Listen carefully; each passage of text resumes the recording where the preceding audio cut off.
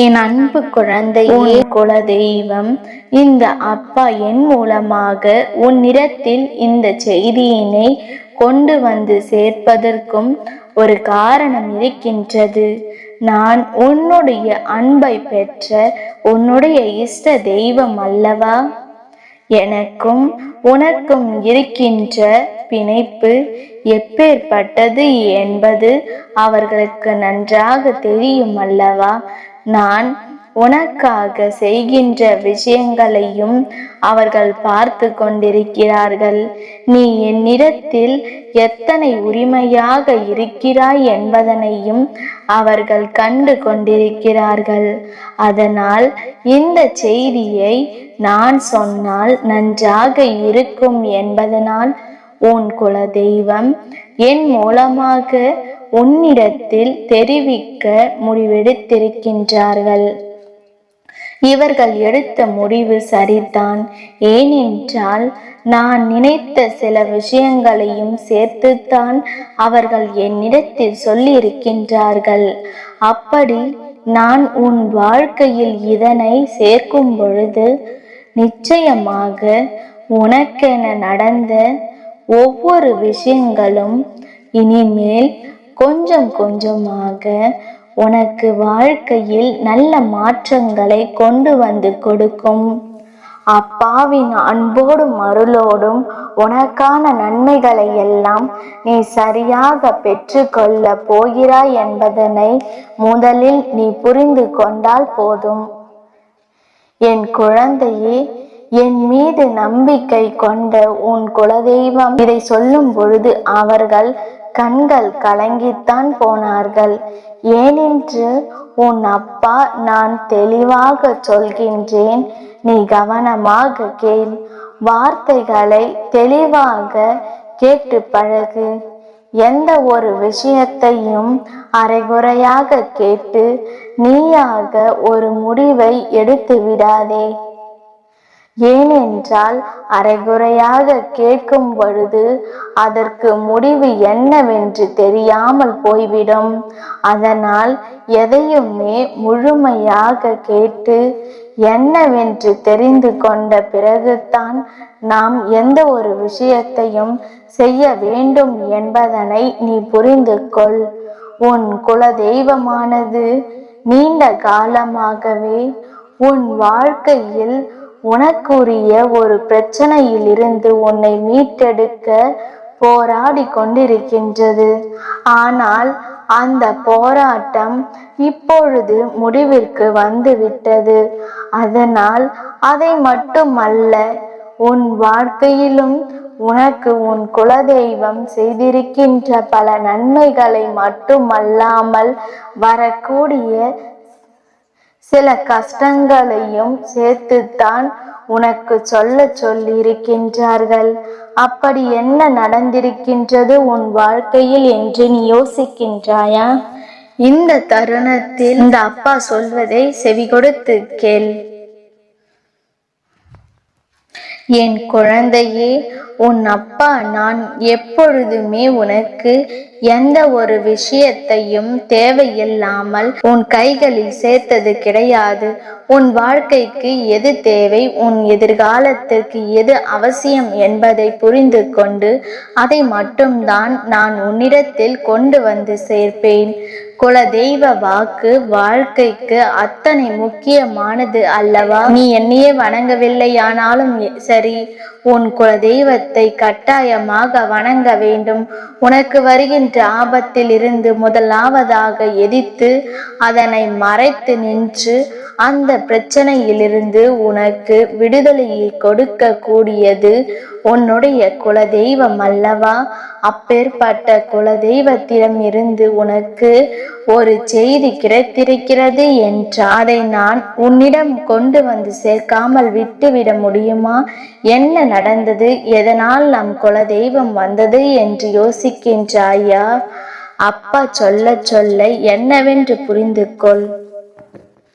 என் பிள்ளையே, உன்னுடைய வாழ்க்கையில் சில காலமாக ஒரு சில விஷயங்கள் நடந்து கொண்டிருக்கின்றது.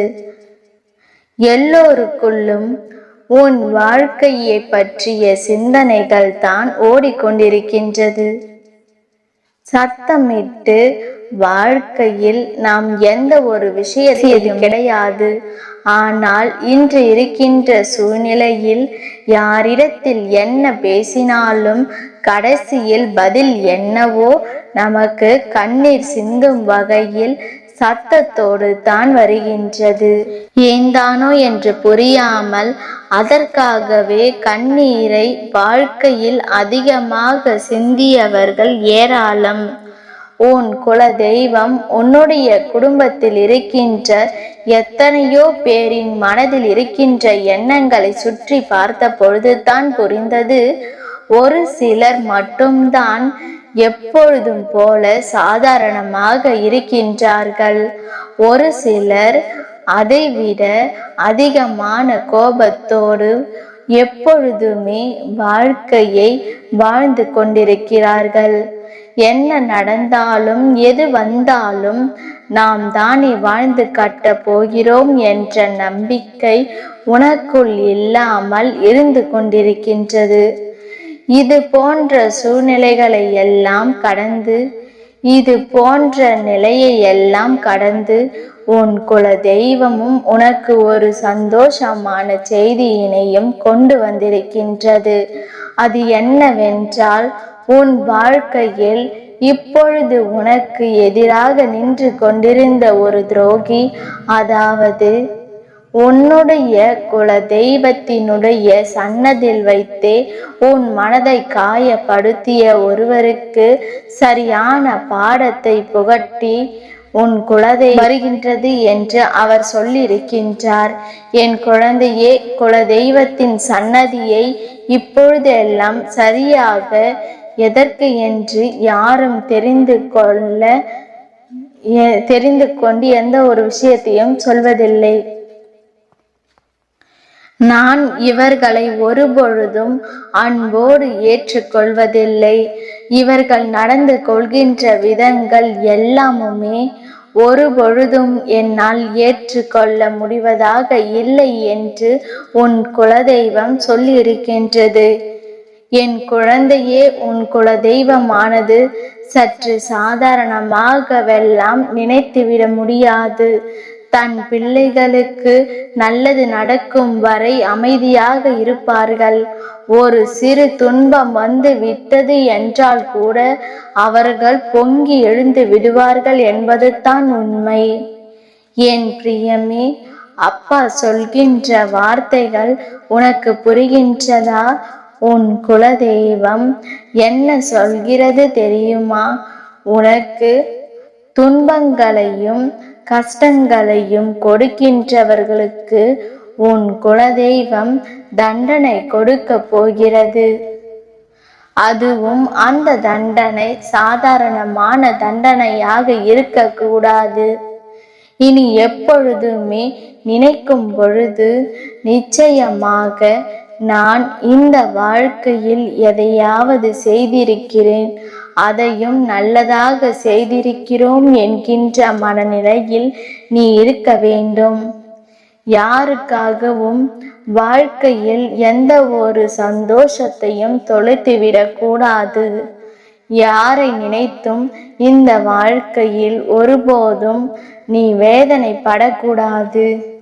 யாரும் இங்கு உன்னை நினைத்து வருந்தவும் தயாராக இல்லை என்ற பொழுது நீ யாருக்காக வேதனைப்பட்டு கொண்டிருக்கிறாய்? கஷ்டமும் கவலையுமே இங்கு சேர்த்து வைக்க முடியாத அளவிற்கு பெரியதாக இருக்கின்றது. ஆனால் என் குழந்தை, நீயோ அங்கிருக்கின்ற செயல்களை எல்லாம் விட்டு எப்போதும் திறமையாக இருந்த உன்னுடைய வாழ்க்கையில் இப்பொழுது பல கஷ்டங்கள் கொண்டிருக்கிறதே என்று சொல்லி வருத்தப்பட்டதும் ஒரு காரணம். இதையெல்லாமும் தாண்டி என்ன நடக்கிறது என்பதனை சற்று அதிகமாக நீ யோசிக்கத்தான் வேண்டும். எப்பொழுதுமே நம் குலதெய்வம் நமக்கு காவலாக இருக்குமா என்று யோசித்தோம் ஆனால் நிச்சயமாக நிற்கும். யார் உன்னை கைவிட்டாலும் உன் குலதெய்வம் உன்னை எப்பொழுதும் விடுவது கிடையாது. நீயே போ என்றாலும் உன்னை கைவிட மாட்டார்கள் என்பதை புரிந்து கொண்டால் போதும். உன்னுடைய குலதெய்வம் எப்பொழுதும் உனக்காக நிற்கின்றது. உன்னுடைய குலதெய்வம் உன் வாழ்க்கையில் உனக்கான அத்தனை நன்மைகளையும் தருகின்றது. உனக்கு என்ன வேண்டும் என்று நீ கேட்பதற்கு முன்பாகவே உனக்கு செய்வதற்கு ஓடோடி வந்து விடுகிறார்கள். அப்படி இருக்கும் பொழுது அவர்களை அவ்வப்பொழுது மறப்பதற்கே என்ன காரணம்? ஏதேனும் ஒரு சிறு பிரச்சனை வந்துவிட்டால் உடனே அவர்களை சென்று காண்பதை நிறுத்திவிடுகின்றாய். முன்பெல்லாம் வாழ்க்கையில் சந்தோஷம் வந்தாலும் கஷ்டம் வந்தாலும் முதலில் குலதெய்வத்தை காண ஓடாய். இப்பொழுது யாருமே அதை செய்வதில்லை. உன் குலதெய்வம் தன்னை தேடி வரச் சொல்கின்றார்கள். உன் குலதெய்வத்தை தேடி செல்ல வேண்டுமாம். இப்போது அவர்களுக்கு உன்னை காண வேண்டுமாம். நல்ல நேரம் கிடைக்கும் பொழுது அவர்களை காண்பதற்கான சூழ்நிலை வாய்க்கும் பொழுது அவர்களை காண செல்ல வேண்டும். அப்படி இல்லை என்றாலும் இருக்கின்ற இடத்திலாவது அவர்களை நினைத்து கொண்டிருந்தால் அவர்கள் பெருமகிழ்ச்சி அடைவதாக சொல்கிறார்கள். உனக்காக ஒவ்வொரு நாளும் உன் வாழ்க்கையில் நடக்கின்ற எத்தனையோ தீய கஷ்டங்களில் இருந்து உன்னை நான் காத்திருக்கின்றேன் என்பதனை நீ மறந்து விடாதே என்றும் உன் குலதெய்வம் சொன்னது. என் குழந்தையே, அப்பா சொல்கின்ற வார்த்தைகள் உனக்கு புரிகின்றதா? உன் குலதெய்வம் உனக்கு எப்பொழுதும் துணையாக இருக்கின்றது. உன் வாழ்க்கையில் இருக்கின்ற துன்பங்கள் கஷ்டங்கள் எல்லாவற்றையும் உனக்கு உடனிருந்து செய்து கொடுக்க உன் குலதெய்வம் துணையாக இருக்கின்றது. அதே நேரத்தில் அவர்களுக்கு உன்னை காண வேண்டும் என்ற எண்ணமும் வந்து விட்டதால் அதை உன்னிடத்தில் சொல்லிவிட என்னிடத்தில் சொல்லியிருக்கின்றார்கள். ஒரு முறை அவர்களை கண்டு விட்டு வா. உன்னுடைய வாழ்க்கையையே மீண்டும் உன் கைகளில் ஒப்படைப்பதாக அவர்கள் வாக்குறுதி அளித்திருக்கிறார்கள். நிச்சயமாக உன் வாழ்க்கையில் அதனை நடத்திவிடவும் போகிறார்கள். எதற்கும் கலங்காமல் உன் மீது இத்தனை அன்பு வைத்திருக்கின்ற இந்த குலதெய்வத்தின் வார்த்தைகளை கேட்டு எந்த காரியத்திற்கும் பயப்படாமல் எப்பொழுதும் நல்லபடியாக முன்னேறி கொண்டே இரு. உனக்கு நடப்பது எல்லாம் நன்மைக்குத்தான். இந்த வாழ்க்கை உனக்கு கொடுப்பதை எல்லாம் உன்னுடைய உச்சக்கட்ட சந்தோஷத்திற்கு.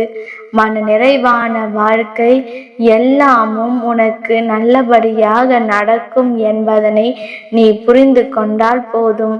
இனி அத்தனையும் உன் வசமாக்கி கொடுப்பதாக உன் குலதெய்வம் உத்தரவாதம் கொடுத்திருக்கின்றார்கள். உன் அப்பாவும் உன் குலதெய்வமும் உனக்கு என்றும் துணை இருப்போம். நல்லதையே நடத்தி கொடுப்போம்.